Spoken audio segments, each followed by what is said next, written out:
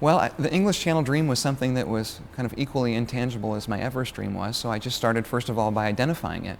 And the English Channel dream is something that I kind of grew up with as a kid. It was something that I never thought I could do, but now I'm going to try.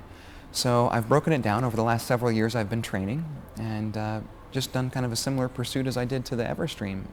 This last summer I was successful in swimming across the Chesapeake Bay from Maryland, so that was kind of the first of the building blocks, and there's more building blocks that we'll lay out over the next year. And so on these extreme sports like Everest and channel swimming, there's a lot of rules that we have to go by, and usually those rules are set by the first person that had success. So for example, on Everest, Edmund Hillary climbed it for the first time and he used oxygen. So climbers climbing after that could use oxygen to make the climb.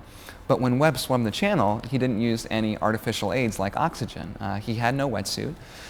He did wear goggles, and he used some special grease that he used to prevent friction from cutting with all the salt as you swim through the water. So to this day, you can wear goggles and you can wear grease, but that's it. The swim from England to France is about 21 land miles. It's about 18 nautical miles, and it leaves from Dover, England, and it arrives on a little cap just south of Calais, France, called Cap Gris Nez. Now, in addition to the cold temperature of the water, which is about 63 degrees, the tides are very significant in this part of the world. So for the first half of the swim, the tides push you up towards the Arctic Circle.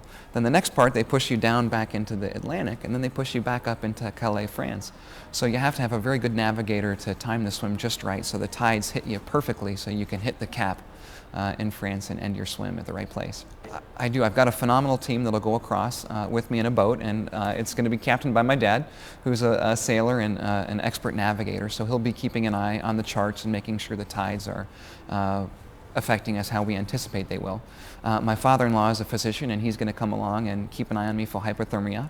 And I've got a couple of Iowa friends. One of my buddies was in the Marine Corps, so he's going to come along and be the chief motivator to make sure I stay in the water and do the job like I'm supposed to. So it's a great team.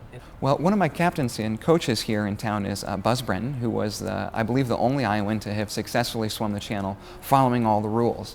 And it took Buzz 13 hours. He's a phenomenal athlete, and I think I'm a little slower than Buzz. He's, I think, 73 years old now, and he still beats me down at the downtown YMCA over lunch. So I think it'll probably take me between 15 and 18 hours.